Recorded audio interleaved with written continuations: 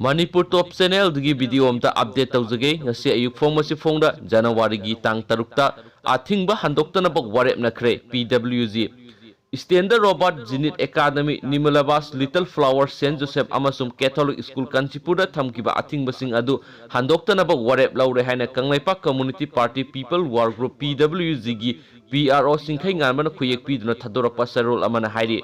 Sarol asina makhatana hairiba school sing asiga mari lainariba band sing institute asida thabak tawriba teaching amasum non teaching staff sing amadi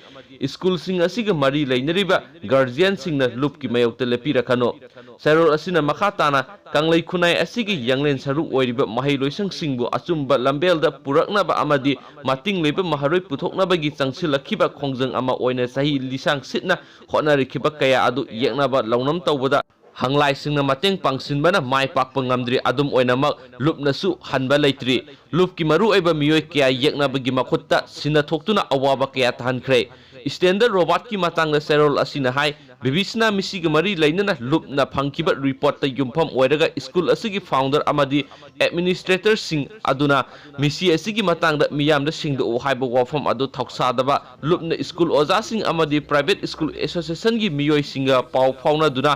Yamnaba mahairoi singi punsibu karamna kansigi amadi bibisna gi misi asigi maramda langla langjin phangnaba honabada tengbang biyu haina call tawrubada Hindi lonsi laglaga Hindi de wari sa se herakpa amadi makatana pau forakhidabani hairi Zenit Academy da maral sira duna Sarol asina hai amuktang unaraga wakhalon taminanaba haijaruba kayabo thawabira khidabagi mahairoi khunaibu manghanbada achobo thodang lawriba ojasing aduga adum sago naraga leibagi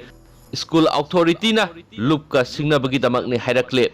Catholic School si Nirmalabas Saint Joseph Little Flower Catholic Kanchipur gi matangda thamlakliba lupka yanakiba bofam chada tara am conflict victim singbu lemna mahi tamhanba haina yanakiba sit adubu lupki ming sizinaraga sendal lambi da chatlaga leiba geng khutpu singa laktunaraga admission tawkiba party bu miyamda lan uhanba amadi party gi miyoi singbu awafamna tahanba naronda admission tawsilamba mayambu lupna identify tawroba matung institute adudagi lakthokko haibada yakidaba lamdam asigi culture custom amadi convention singbu ikai khumnabu utlu amadi